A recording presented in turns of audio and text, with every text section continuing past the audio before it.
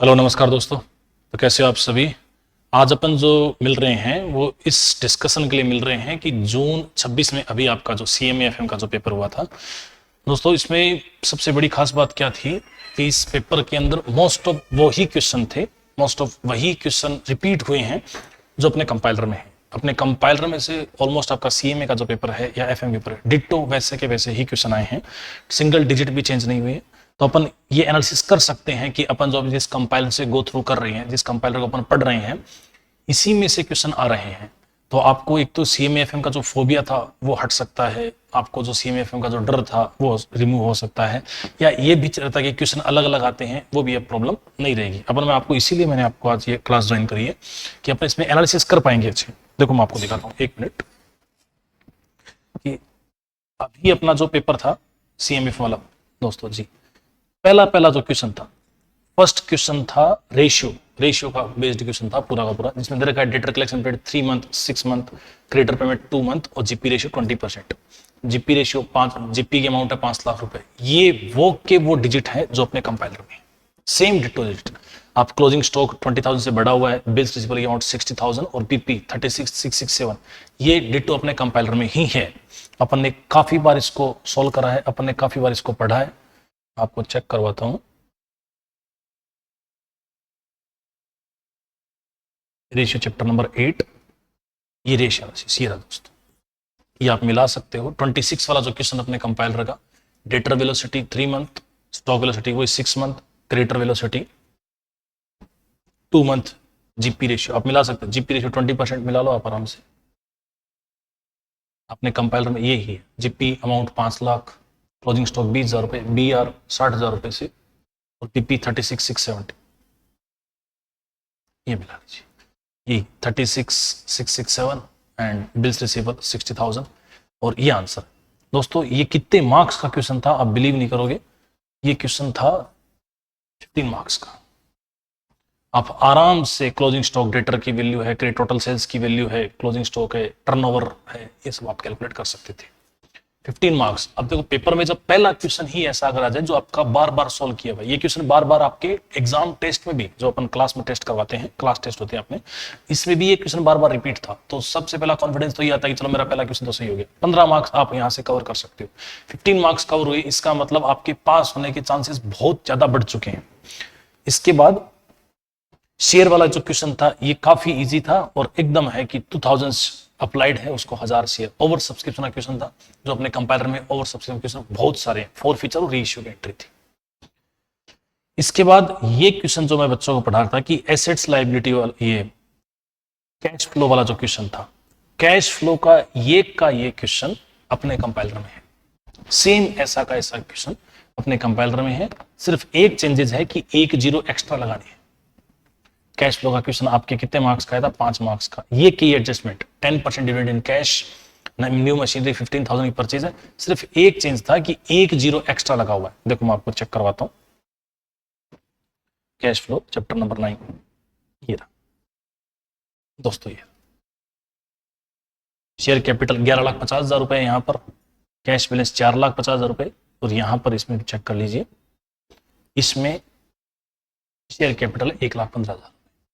Adjustment आप पढ़ लीजिए, 10% dividend in cash, new machinery purchase 15,000, sold for 12,000, active redemption 3,000, debenture है वो 10,000 के डिबेंचर 96 पे रिडीम हुए हैं, और इन्वेस्टमेंट 18,000 बुक वैल्यू पर बेचा गया। सेम ऐसा का ऐसा क्वेश्चन ये रहा, ये एडजस्टमेंट पढ़ लीजिए।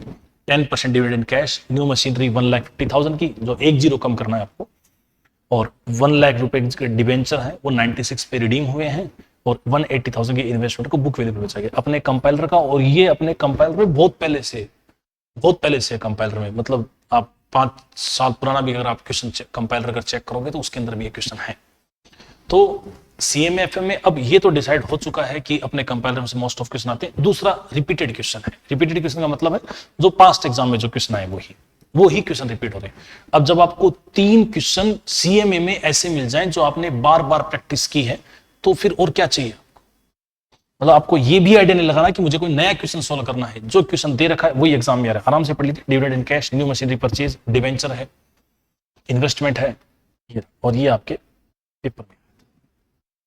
कितने मार्क्स का? 5। 15 मार्क्स का वो हो चुका है रेशियो वाला, 5 मार्क्स ये हो चुके हैं। कितने हो गए? 20।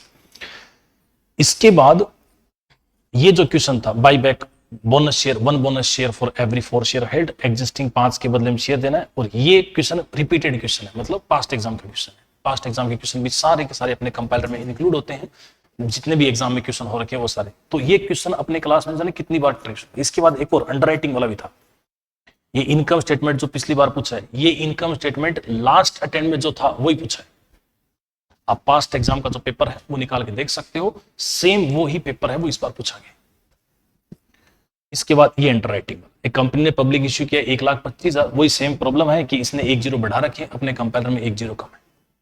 सेम वही 4 अंडरराइटर ABCD, वही 4 अंडरराइटर, इनको अंडरराइटिंग है।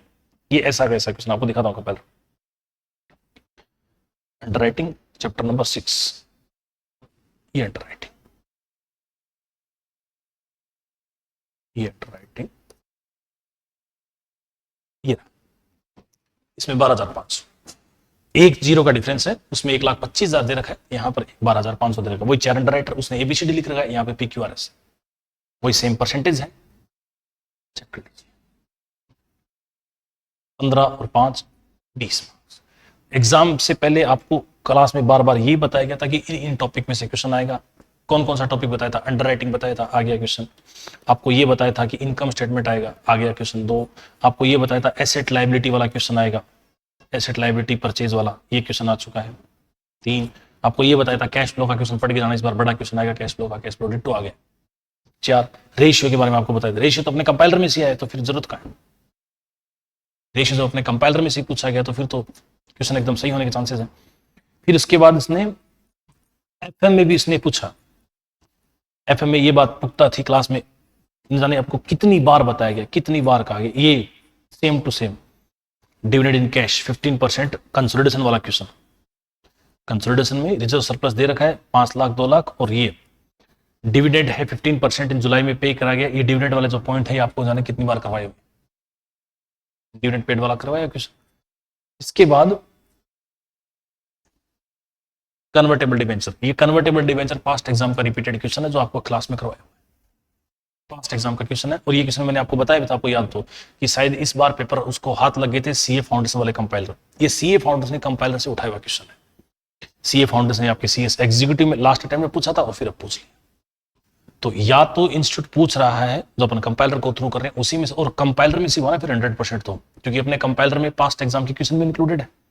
पास्ट एग्जाम के क्वेश्चन और अपना कंपाइलर, आपको बार बार यही कहा गया था कि कंपाइलर से गो थ्रू हो जाइए और पास्ट एग्जाम पेपर कर लीजिए, आराम से कवर हो जाएगा।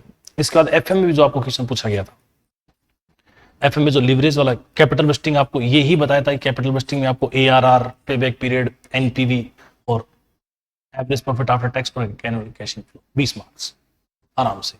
अब जो बच्चा आराम से इनको कवर कर सकता है, कवर करने में एनुअल सेल्स दे रखी है आपको 1 लाख, खर्चा आप है वो माइनस कर दीजिए, फैक्ट्री और एडमिन सेलिंग एक्सपेंसेस माइनस कीजिए, डेप्रिसिएशन माइनस करो, टैक्स माइनस करो, डेप्रिसिएशन वापस ऐड बैक करो, बस।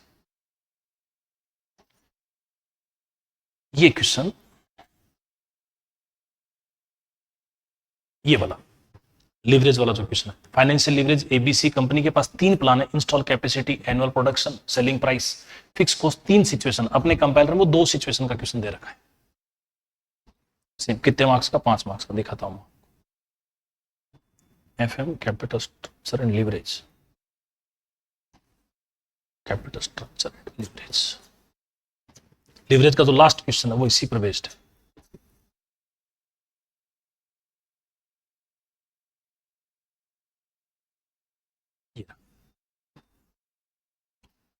Same install capacity, annual production, selling price, variable को, सिचुएशन, एक बार फिक्स कॉस्ट 4,000 है, एक बार फिक्स कॉस्ट 5,000 रुपए। फाइनेंशियल प्लान आपने ये ले रखा है, ये ले रखा है, ये क्वेश्चन मिला लीजिए। इसने 3 प्लान ले रखे, वो एक ही बात है, जब आप 2 प्लान से गो थ्रू होते हो तीसरा प्लान भी कर सकते हो, तो मिला लीजिए। आप इतने क्वेश्चन करने के बाद भी अगर किसी बच्चे का अगर पेपर नहीं क्लियर हो रहा है तो बेटा आपकी पढ़ाई में प्रॉब्लम है, आपकी पढ़ाई को कवर आपको करना पड़ेगा। ये आपके ये पे आउट रेशियो का भी काफी बार आपको क्वेश्चन करवाया गया। You are required to calculate market per share of company circumstances of using Walter model. Walter model के 20, 40, 60 आपको मिल जाएंगे अपने कंपाइलर में। वोल्टर मॉडल दिखाता हूँ आपको। Walter model chapter number 16 unit policy ना, यूनिट पॉलिसी, ये वोल्टर मॉडल है। वोल्टर मॉडल ये वोल्टर मॉडल अपने कहा था ना, एक साथ अपन 9 क्वेश्चन करेंगे वोल्टर मॉडल। पे आउट रेशियो एक बार 50, एक बार 75, एक बार 25। ये प्राइस IRR दे रखी, कॉस्ट ऑफ इक्विटी, EPS दे रखा है। ये एक बार है, एक बार दोबारा है। EPS दे रखा है 16 रुपए, cost of equity 12.5%, retain earning, फिर पे आउट रेशियो 25%, 50%, 75%। अब आपको इसके अलावा और क्या चाहिए? जब इतने सारे क्वेश्चन है वो अपने कंपाइलर में कवर कर रहे हैं और वो ही क्वेश्चन जब एग्जाम में रिपीट हो रहे थे दोस्तों, फिर आपका फेल होना बनता ही नहीं है, आपका एग्जाम्शन बनता है। तो इसीलिए मैं आपको ये सलाह दूंगा कि कंटिन्यूअस कंपाइलर से गो थ्रू कीजिए, कंटिन्यूअस जो पास्ट एग्जाम के जो क्वेश्चन है उनको गो थ्रू कीजिए, रिपीटेड बार बार उनको ही पढ़ते रहिए, उसमें अपनी स्ट्रेंथ बनाइए, उनमें एकदम आप कन्वीनियंट हो जाए कि उसका क्वेश्चन अगर एग्जाम में पूछे तो हम उसको पक्का सही करके आएंगे। ये वीडियो आप बार बार देख लेना, पेपर आप मिला लेना, जो आपको आंसर भी आपको क्लास में करवाए हुए तो आप इसको आराम से कवर कर सकते हैं। तो नेक्स्ट जो अटेम्प्ट दे रहे हैं उनको मेरी यही सलाह है कि आप कंपाइलर गो थ्रू कीजिए। कंपाइलर में आपको पास्ट एग्जाम मिल जाएंगे और हमारे जो बेस्ट क्वेश्चन है वो भी आपको मिल जाएंगे।